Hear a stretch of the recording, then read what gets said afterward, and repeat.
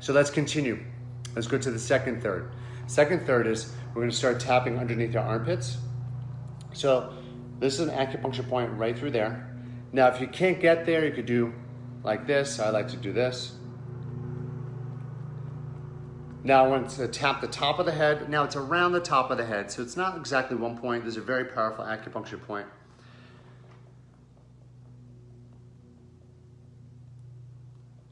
About 15 times. And then I want you to tap the sternum.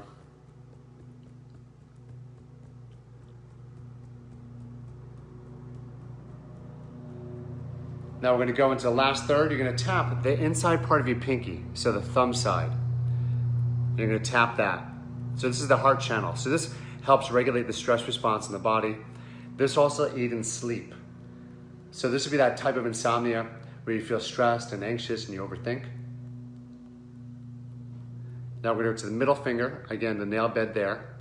This is the Pericardium Meridian.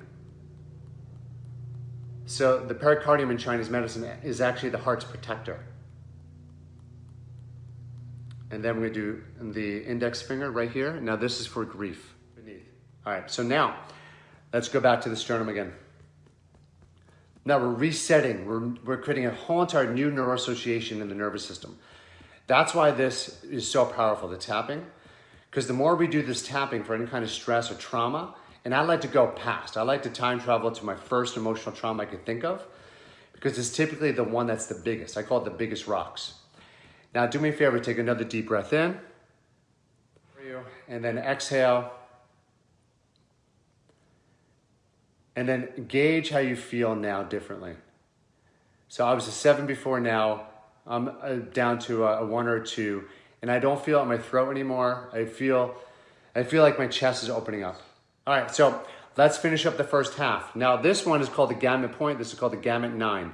So it's between these two knuckles right through here, and I want you to tap here. Now this is where it gets really awkward, because we're gonna get the left and right brain to communicate with each other. All right, so what I want you to do is close your eyes, open up your eyes. Look down to your right, back to the center. Look down to your left, back to the center. Now what I want you to do from here is do eye circles. So I want you to go upper right corner, lower right corner, lower left corner, upper left corner, and then we're going to reverse it.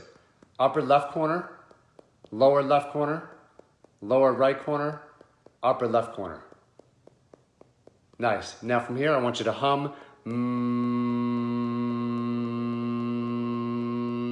That accesses the right brain. Now we're going to count to 5. 1, 2, 3, 4, 5. That's the left brain, our analytical brain. And then we're going to hum again. Perfect. All right, now let's go back to here. I'm going to start from the scratch again, from the beginning. So if you missed the first half, not a problem. Now we're going to go back up to the top. You could do, I'm just going to do one hand so you can see what it looks like with one hand. And then tap the side of the eye. And I'm going to do under the eye. And I'm going to do the nose, under the nose. Yeah, I'm already starting to feel a lot better.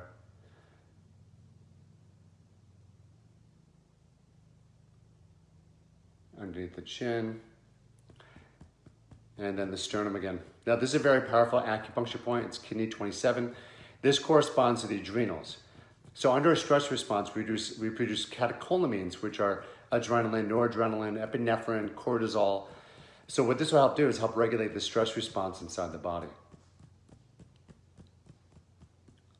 Now we're going to tap underneath the armpit again.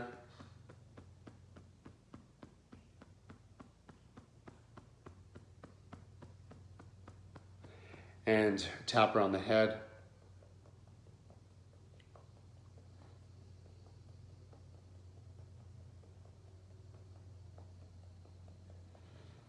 And then we're going to tap the finger again.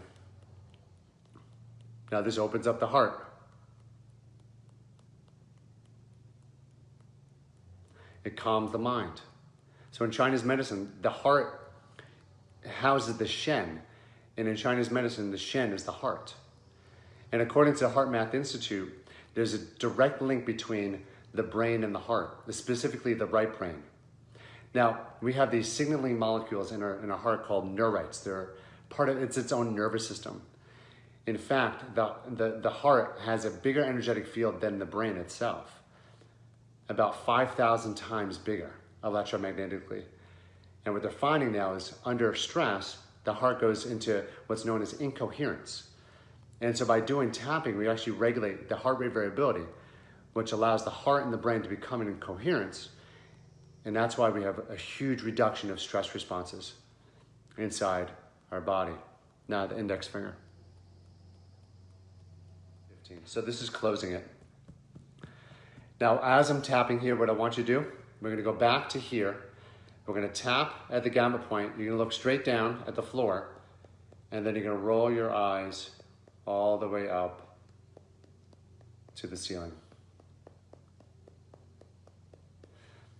Now take a deep breath in, inhale, and exhale.